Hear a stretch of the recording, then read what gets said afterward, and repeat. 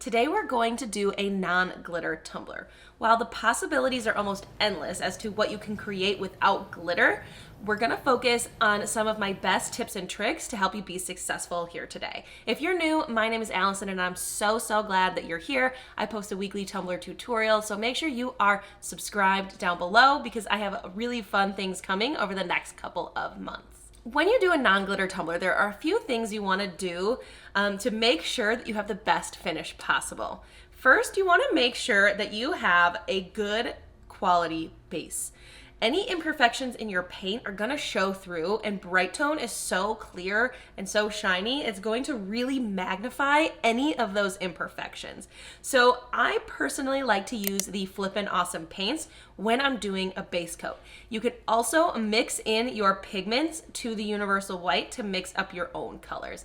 I'm going to link a live stream that I did recently about mixing up your own paste in the top right corner, so make sure you check that out if that is something you are interested in. But the Flippin' Awesome paints give such a good finish, and I cannot recommend them enough. I'm going to show you here in a minute how to do that. Your other option with a solid colored base is spray paint. And if you're going to go for a solid white base, I do recommend using spray paint. It's just the easiest way to do it. If you want to use any other color, you can really choose from any of the options. Just make sure when you spray paint, you do light coats. It's better to do a couple light coats to get full coverage, then go heavier because that's when you start to get drips. So just do a few light coats, let it dry for 48 hours, and then you can move on. So let me demo how to create a tumbler using just paint and vinyl, and then at the end I'm going to go through some of the things that you should do to make sure you keep a crystal clear finish. Let's get started. So you have options with your base coat. You really just want it to be something that doesn't have any drips or streaks. And one of my favorite ways to base coat my tumblers is the Flippin' Awesome paints. You want to make sure that you shake them up really, really well. Don't be shy. Really give it a good shake. And the CrystaLac brushes or the Dollar Tree brushes, but really these CrystaLac brushes help getting that super smooth finish. You can also use spray paint that also gives a really nice finish. Now, just let your Flippin' Awesome paints dry for 4 hours. And you want to make sure that you don't use too much. If you're using too much paint, you're going to get drips and pools, usually around the top or the bottom. So let this coat dry for 4 hours. And then you can decide if you want to use a second coat. Now, I will say, if I was putting glitter on this tumbler, one coat would have been fine. But if you're going to do a non-glitter tumbler like this, you really are going to need at least 2 coats. The darker colors, like this Midnight Blue or the Purple Delight, you'll be okay with 2 coats. Some of the lighter coats will need 3, in some cases even 4, to get that super, really, really nice finish. So once you get your second coat of paint on, same rules apply. Let it dry for 4 hours. I always do 3 coats of Brite Tone before I put on any decal. I always get nervous that if I don't have enough protection on the cup that my paint could peel up. Now, it doesn't always happen, but I just like to be safe. So I always do 3 coats of Brite Tone. Let each coat dry for 4 hours. And then you can cut and weed your vinyl. Now, this is more of like a celestial, mystic, moon, sun situation that I have going on this cup that I wanted to make after I made my other mystic tumbler that I will link up in the top right corner. So the hardest part of this entire tumbler, the most time-consuming part, was cutting and weeding the vinyl. And I just want to say that I really don't like textured vinyl. This is textured vinyl from the Vinyl People, and it's just really hard to work with, but it really gives a nice finish. And since this is just a solid color base and decals, there's nothing else to kind of like bring life to this tumbler, the textures really help. And the small little details of these little stars do help bring this tumbler together. I like to let this vinyl sit overnight before I go in with my coats of Brite Tone. It's something about the textured vinyl. I think letting it kind of cure and stick to the tumbler helps it from lifting. So after that, I'm just going to go in with my coats of Brite Tone.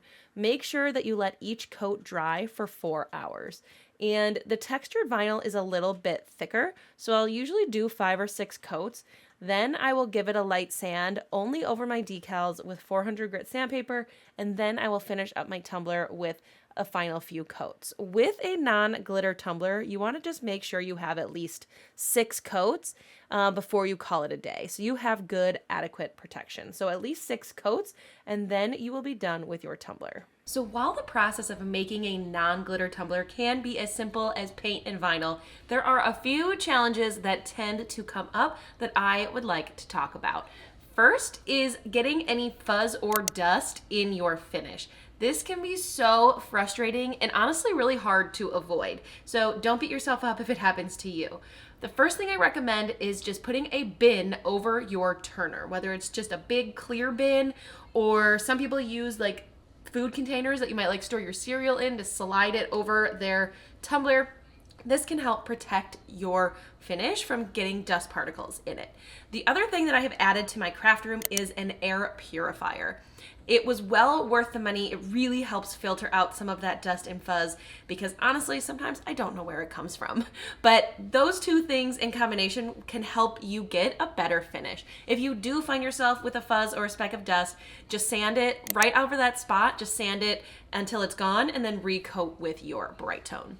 The second issue that comes up a lot with non-glitter tumblers is the finish. Now, if you are overworking your Brite tone, like brushing it out too many times with your brush or your finger, it's gonna start drying while you're brushing. So if you are taking too long and what we call overworking the product, you might see some streaky finishes.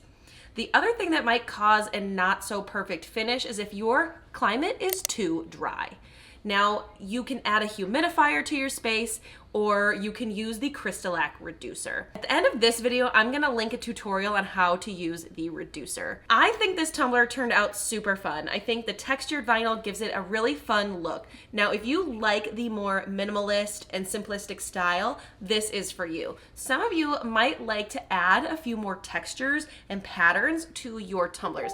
I think that this one would look good with a little bit of glitter, maybe some foil, maybe even some power wash. But if you are looking for ways to add textures and improve the quality of your designs, make sure you sign up for my 5-day tumbler challenge. We are going to not only be learning all of the different methods to add fun textures and creating really unique and special tumblers, we're also going to be getting all of those ideas that we have in our head down on paper so we can take action. I'm gonna put a link to the challenge underneath this video and on your screen right now. If you wanna learn more about using the CrystaLac reducer to minimize any streaky finish because your climate might be dry, I'm gonna link a tutorial on your screen right now.